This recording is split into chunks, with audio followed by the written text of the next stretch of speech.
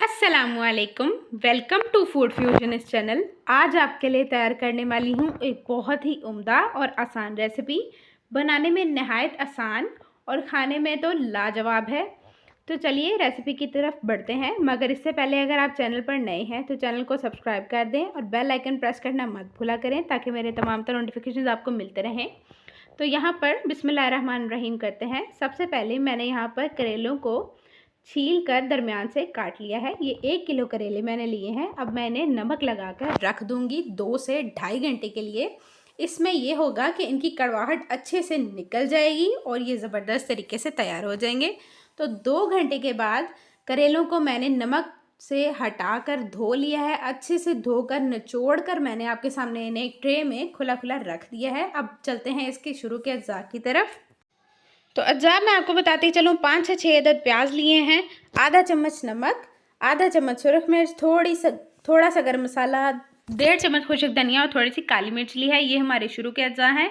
आज आपके सामने एक ऐसी स्टफिंग तैयार करूंगी जो कि आपको किसी ने नहीं बताई होगी। तो सबसे पहले प्याज़ों को हमने इस तरह से बारीक बारीक काट लेना है। ये मिरर कटिंग है, इससे ज़्यादा मोटी आप नहीं रखेंगे। अब इसमें से मैं आधे प्याज इस्तेमाल करने वाली हूँ। तो यहाँ मैंने इसे 2 आधे आधे हिस्सों में बांट लिया है बराबर। आप चाहें तो अपनी मर्ज़ी से कम ज़्यादा कर सकते हैं, लेकिन बराबर रखेंगे तो काम ठीक रहेगा। तो ये हमारे मौजूदा अज्जा हैं जो हम लोग शुरू में इस्तेमाल करेंगे। तो सबसे पहले हमने इसकी स्टफिंग तैयार करने के लिए एक कढ़ाई में थोड़ा सा तेल डाल लिया है और वो प्याज इसमें शामिल कर दिए हैं। अब हम इन्हें 5 से 7 मिनट के लिए ढाँप देंगे ताकि ये अच्छे से नरम हो जाए। और फ्लेम हमने लो टू मीडियम पर ही रखनी है, इससे ज़्यादा नहीं। यहाँ पर एक कटोरी में मैंने लिया है थोड़ा सा अनारदाना। इसे मैं अच्छे से दौरी में पीस लूँगी और इसका अच्छा सा पिसा हुआ पेस्ट बना लेंगे हम। दूसरी तरफ हम लोग ढक्कन को हटाते हुए देखते हैं।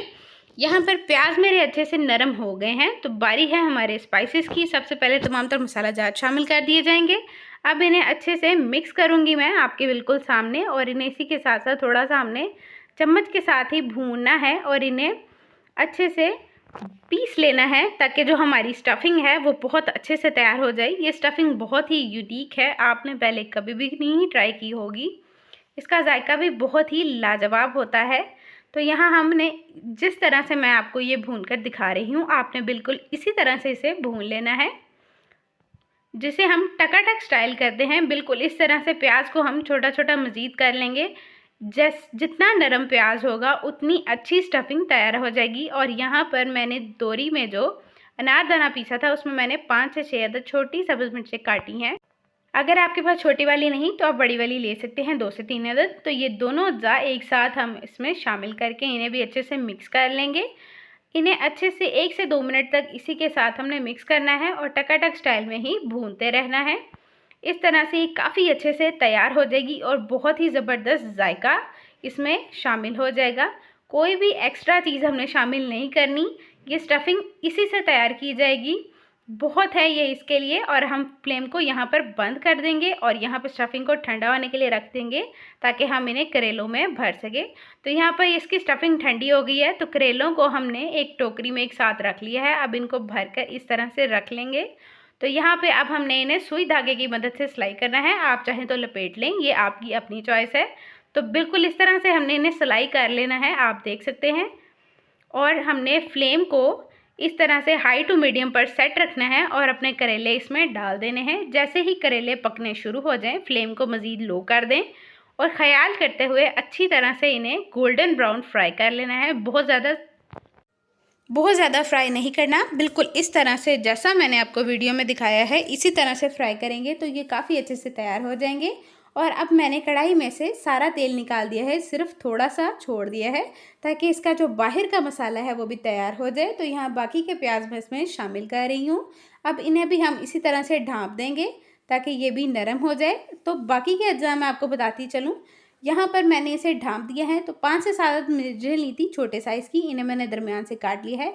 टमाटर को हमने इसी तरह से आधा काट कर बारीक बारीक स्लाइसिस में काट लेना है, बिल्कुल इस तरह से आप देख सकते हैं। आप चाहें तो इसे मज़ीद बारीक भी कर सकते हैं। इस मसाले में डालने के लिए 1 चम्मच नमक, 1 चम्मच लाल मिर्च, थोड़ा सा गर्म मसाला, 1 चम्मच ज़ीरा, 1 चम्मच खुश्क धनिया, थोड़ी सी काली मिर्च और आधा चम्मच हल्दी है। आप चाहे तो स्पाइसेस अपनी मर्ज़ी से कम ज़्यादा कर सकते हैं, अदरवाइज़ ये बिल्कुल परफेक्ट मेजरमेंट है। बहुत ही लज़ीज़ जायका, आप इसको बनाकर एंजॉय कर सकते हैं। तो यहाँ पर हमने सबसे पहले इसमें शामिल कर देनी है अपनी कटी हुई सब्जियाँ, और इसी के साथ यहाँ पे मैं इसमें शामिल करूँगी तमाम मसाला जात। ये हमारे कुल अज्जा हैं, कुछ भी स्पेशल आपको डालने की ज़रूरत नहीं होगी। जो हमने अनारदाना उसमें शामिल किया है वो अपने आलू बुखारे और इमली का टेस्ट अपने आप पूरा कर देगा, इसलिए यहाँ पर मैं इसमें कुछ भी ऐसा शामिल नहीं करूँगी और इन्हें अच्छे से मिक्स करके भूनना शुरू कर दूँगी। तो यहाँ सबसे पहले मिक्स कर लेंगे थोड़ा सा इसे अच्छे से। अब मैं इन्हें ढाँप दूँगी ताकि ये मसाला हमारा अच्छे से बैठ जाए और इसको भूनने में आसानी हो जाए और नरम हो जाए। तो यहाँ तकरीबन 5 से 7 मिनट के लिए हमने इसे ढाँप कर छोड़ देना है, और तकरीबन 5 से 7 मिनट के बाद आप देख सकते हैं कि टमाटरों ने अपना पानी छोड़ दिया है। अब इसकी बारी है भुनाई की, तो फ्लेम को हमने दोबारा से हाई कर देना है और इसकी भुनाई हम शुरू कर देंगे।